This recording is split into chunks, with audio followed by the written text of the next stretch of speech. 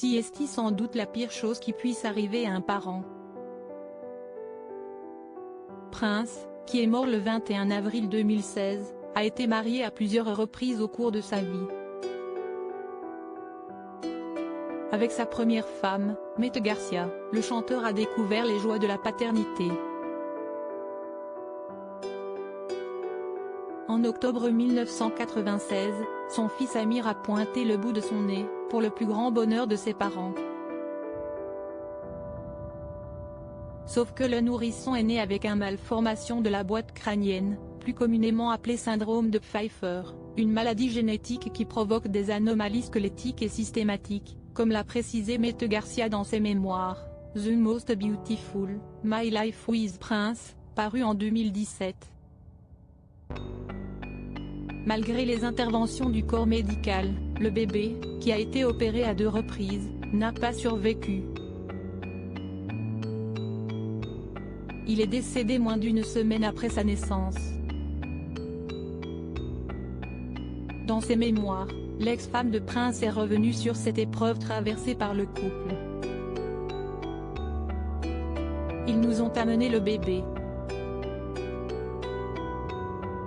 Il était recroquevillé sur le côté, haletant de petites bouffées d'air peu profondes. Parce qu'il n'y avait pas de paupières à cligner, ses yeux semblaient surpris et secs. J'ai attrapé sa petite main, répétant sans cesse « Maman t'aime, maman est là », a-t-elle raconté, dans un extrait relayé par nos confrères américains de People. Si cette tragédie a bouleversé l'homme qu'était Prince, elle a également changé l'artiste. Il n'était plus le même après. Sa musique a changé aussi. Elle était plus sombre. Il parle de notre enfant dans plusieurs chansons. Vous connaissez Come Back?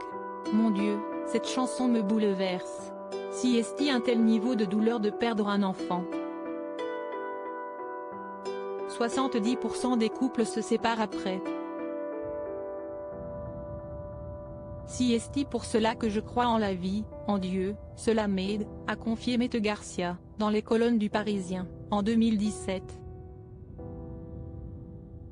Supérieur à Prince et les femmes, une histoire d'amour se teste refusée par Prince durant la grossesse de Mete Garcia. Les médecins auraient recommandé à 2 reprises un test pour rechercher de potentielles anomalies génétiques, après les saignements de la future maman.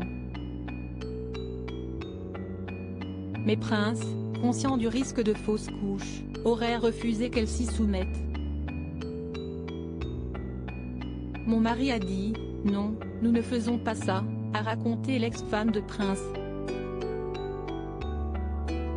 Au lieu de s'en remettre à la science, le chanteur a mis tous ses espoirs dans la religion. « S'il vous plaît, bénissez cet enfant.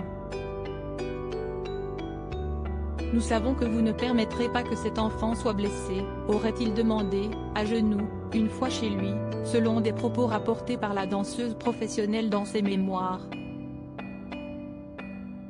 Selon elle, Prince ne s'est jamais remis de la perte de son bébé. Ce drame personnel aurait aussi, en partie, conduit à leur divorce, survenu 4 ans après leur mariage.